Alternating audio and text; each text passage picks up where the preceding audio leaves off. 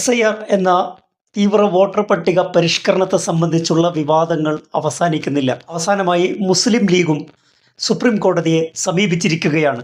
ധൃതി പിടിച്ച് SIR നടപ്പാക്കുന്നതിൻ്റെ ഗൂഢലക്ഷ്യമെന്ന് രാഷ്ട്രീയ പാർട്ടികൾ സംശയിക്കുന്നു, സംസ്ഥാന ഗവൺമെൻറ്റുകൾ സംശയിക്കുന്നു. എന്നാൽ സമഗ്രമായ വോട്ടർ പട്ടിക പരിഷ്കരണം ഇത് 9ാമത്തെ തവണയാണ് രാജ്യത്ത് നടക്കുന്നത്. യഥാർത്ഥത്തിൽ വോട്ടർ പട്ടിക പരിഷ്കരണം കാലഘട്ടം ആവശ്യപ്പെടുന്ന ഒന്നാണ്.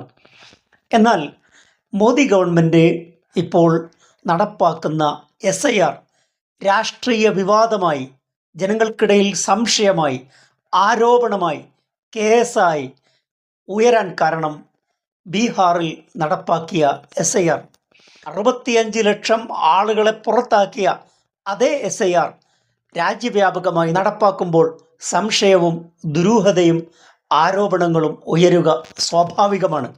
65 ലക്ഷം ആളുകളെയാണ് ബീഹാറിൽ വോട്ടർ പട്ടിക പരിഷ്കരണത്തിൻ്റെ പേരിൽ പുറത്താക്കിയിരിക്കുന്നത്.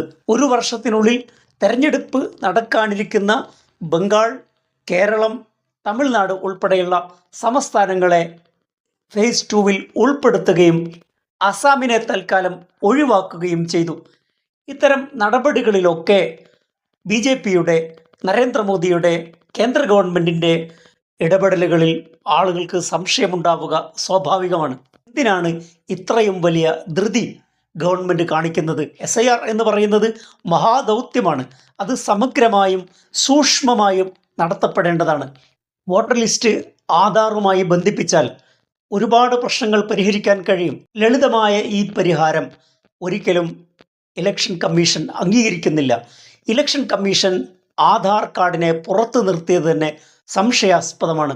വോട്ടർ പട്ടിക പരിഷ്കരിക്കുന്നതിലൂടെ ഇലക്ഷൻ കമ്മീഷൻ ലക്ഷ്യമിടുന്നത് സമഗ്രമായ ഒരു വോട്ടർ പട്ടിക തയ്യാറാക്കുക എന്നതല്ല. പുതിയ അഡ്രസ്സ് കൂടി രേഖപ്പെടുത്താനുള്ള അവസരം ഉണ്ടാകേണ്ടതായിരുന്നു. അത്തരം ഒരു ഓപ്ഷനും കൊടുക്കാതെ മാനുവലായി എഴുതി കൊടുക്കുന്ന ഒരു അപേക്ഷയാണ് ഇപ്പോഴും ഇലക്ഷൻ കമ്മീഷൻ ആശ്രയിക്കുന്നത്. ഡിജിറ്റൽ കാലത്ത് വളരെ ലളിതമായി ഓൺലൈനിലൂടെ നിർവഹിക്കാവുന്ന ഒരു പ്രോസസ്സ് മാനുവലായി ഇപ്പോഴും ഈ കാലഘട്ടത്തിലും നടപ്പാക്കുന്നത് വളരെ ദുരൂഹമാണ്. SIRൽ പറയുന്ന പല കാര്യങ്ങളും ഓപ്ഷണലായി നൽകിയിരിക്കുകയാണ്. ആധാർ കാർഡിൻ്റെ നമ്പർ പോലും ഓപ്ഷണലാണ്.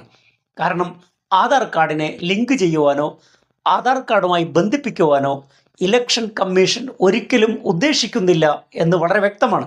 രാജ്യവ്യാപകമായി നടപ്പാക്കുന്ന ഒരു പ്രോഗ്രാമിന് വേണ്ട അവധാനതയോ സാവകാശമോ പരിശീലനമോ ഇല്ലാതെയാണ് ഇത് നടപ്പാക്കുന്നത് എന്നതും വലിയ ചോദ്യമായി അവശേഷിക്കുകയാണ്. SIR കേരളത്തിലോ തമിഴ്നാട്ടിലോ നടപ്പാക്കുമ്പോൾ ഒരുപക്ഷെ പലരെയും പുറത്ത് നിർത്താൻ കഴിയില്ല. എന്നാൽ ബംഗാളിൽ ഇത് ഉപയോഗിക്കാൻ വലിയ സാധ്യതയുണ്ട്. എന്നാൽ SIRനെ കുറിച്ച് നമ്മുടെ സോഷ്യൽ മീഡിയകളിൽ പ്രചരിപ്പിക്കപ്പെടുന്ന പല ആശങ്കകളും അസ്ഥാനത്താണ്. ഇപ്പോൾ നമുക്ക് ലഭിച്ച എന്യൂമറേഷൻ ഫോമിൻ്റെ അടിസ്ഥാനത്തിൽ ഒരു ആശങ്കയും ഉണ്ടാവേണ്ടതില്ല. SIRൻ്റെ പിന്നിലെ ഗൂഢലക്ഷ്യം എന്താണെന്ന് പരിശോധിക്കപ്പെടേണ്ടതാണ്. അതേക്കുറിച്ച് ചർച്ചയും സംവാദവും ആവശ്യമാണ്. മറ്റൊരു വിഷയവുമായി അടുത്ത എപ്പിസോഡിൽ. Thank you for watching.